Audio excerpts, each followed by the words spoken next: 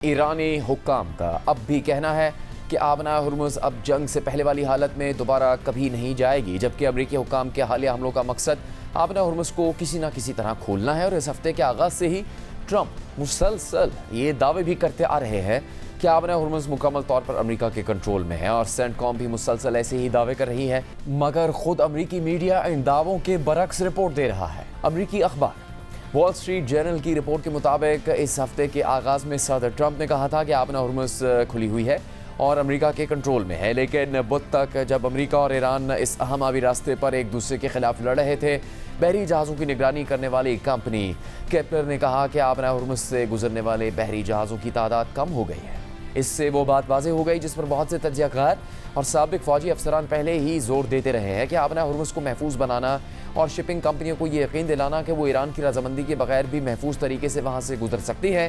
गालिबन अमरीकी बहरिया की निगरानी में बहरी जहाज़ों को साथ ले जाने वाले एक ख़तरनाक मिशन या जनूबी ईरान में एक बहुत बड़ी और महंगी ज़मीनी फ़ौजी कार्रवाई का तकाजा करेगी। इन दोनों में से किसी भी सूरत में अमेरिका को बड़ी तादाद में अपने फ़ौजी तैनात करना पड़ेंगे। इसराइली डिफेंस इंटेलिजेंस के ईरान डिवीज़न के साबिक सरबरा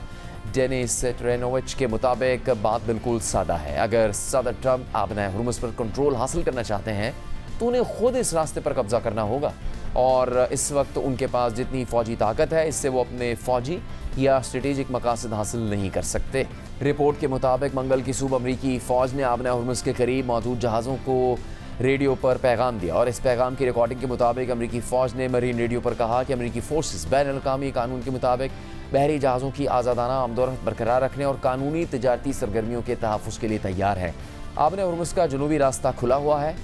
लेकिन हालिया दिनों में जहाज़ों पर होने वाले मुहलिक हमलों के बायस बहरी जहाज़ों का अमला अमरीकी फ़ौज की इस बात पर यकीन करने के लिए तैयार नहीं है, और इस ऐलान पर एक सेलर को अपने जहाज़ के रेडियो से अमरीकी फ़ौज को ये जवाब देते हुए सुना जा सकता है कि दफ़ा हो जाओ। ट्रंप ने हालिया दिनों में ईरान के जनूबी साहली इलाके पर शदीद हमलों के कई मरहलों का हुक्म दिया, क्योंकि सिफारती कोशिशें आबना हुर्मुज़ को खुलवाने में नाकाम रहीं। अमरीकी फ़ौज का कहना है कि इसने आबना हुर्मुज़ के करीब ईरान के मिज़ाइल, ड्रोन और बहरी अड्डों को निशाना बनाया है, लेकिन इन हमलों से ईरान के मौक़िफ़ पर कोई फ़र्क नहीं पड़ा है, बल्कि उसने आबना हुर्मुज़ को बंद करने का ऐलान कर दिया। इस सूरत हाल में दोनों फ़रीक़ैन के दरमियान लड़ाई ने एक बार फिर आबना हुर्मुज़ में आमदोरफ्त को तकरीबन रोक दिया है। मंगल को आबना हुर्मुज़ से गुजरने वाले 21 जहाज़ों में से एक भी अमेरिका की हिमायत वाले ओमान के साहिल से मुंसलिक जनूबी रास्ते से नहीं गुजरा, बल्कि इन 21 में से 16 बहरी जहाज़ ईरान की मंजूर शुदा गुजरगाह से ही गुजरे। बाकी 5 ने दूसरे रास्ते इख्तियार किए या अपने ट्रांसपॉन्डर बंद रखे। इसके मुकाबले में गुज़श्ता हफ्ते रोज़ाना औसतन 30 जहाज़ आबना हुर्मुज़ से गुजरते थे, जो ईरानी और ओमानी रास्तों के दरमियान तकसीम होते थे। रिपोर्ट के मुताबिक इस तातुल को ख़त्म करने के लिए ट्रंप के पास ज़्यादा काबिल कबूल रास्ते मौजूद नहीं हैं।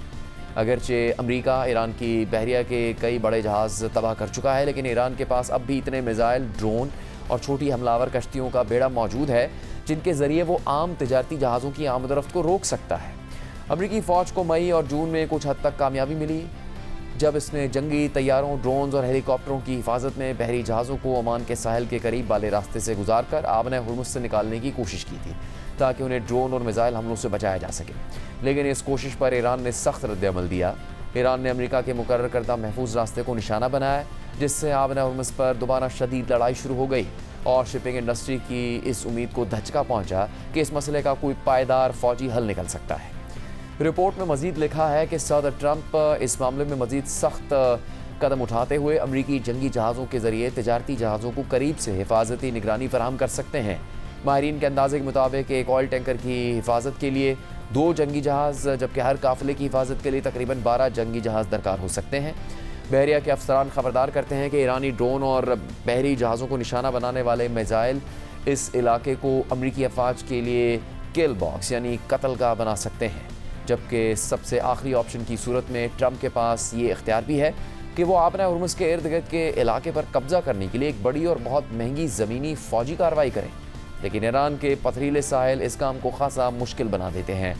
ऐसी कार्रवाई के लिए हज़ारों फ़ौजियों की ज़रूरत होगी, और मुमकिन है कि इसे मुकम्मल होने में कई माह लग जाए, जबकि ईरान जंग शुरू होने से पहले ही ऐसे किसी मुमकिना हमले की तैयारी करता रहा है। पासदारान इनकलाब के पास 1,90,000 एहलकार हैं। इसके अलावा मुल्क की बाकायदा फ़ौज भी मौजूद है, और ये फ़ोर्स अपने से ज़्यादा ताकत पर हथियार रखने वाले दुश्मनों के खिलाफ लड़ने में महारत रखती है।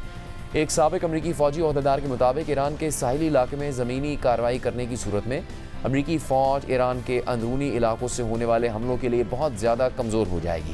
رپورٹ کے مطابق ایک اور راستہ یہ ہو سکتا ہے کہ ایران کے بجلی گھروں، پلوں اور سڑکوں پر حملے کر کے فوجی دباؤ بڑھایا جائے۔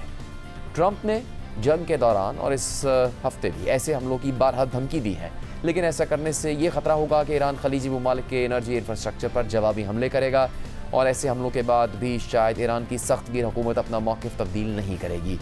کیونکہ 20,000 سے زیادہ فضائی حملے اور ٹرمپ کی ابتدائی امن تجویز میں اربوں ڈالرز کی پابندیوں میں نرمی اور منجمد اثاث سے بحال کرنے کی پیشکش بھی ایران کو آبِ ہرمز پر اپنا کنٹرول چھوڑنے پر آمادہ نہیں کر سکی۔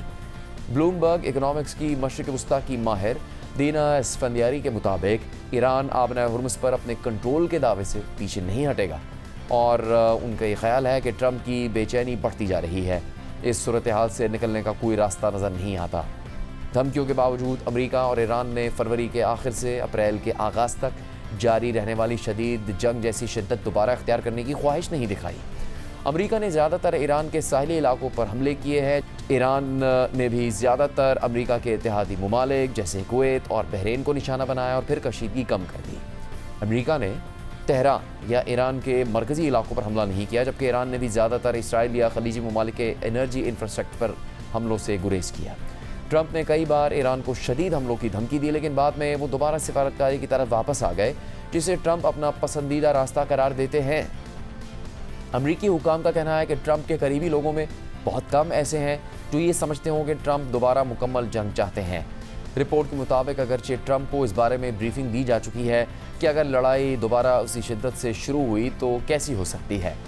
تاہم اس بار حملوں کا سلسلہ پہلے کے مقابلے میں کہیں زیادہ طویل ہو گیا ہے۔ امریکہ پہلے سے زیادہ مقامات اور زیادہ تعداد میں اہداف کو نشانہ بنا رہا ہے۔ دوسری طرف ایران نے حال ہی میں متحدہ عرب امارات کے بحری جہازوں اور عمان میں موجود اہداف پر حملے کیے ہیں۔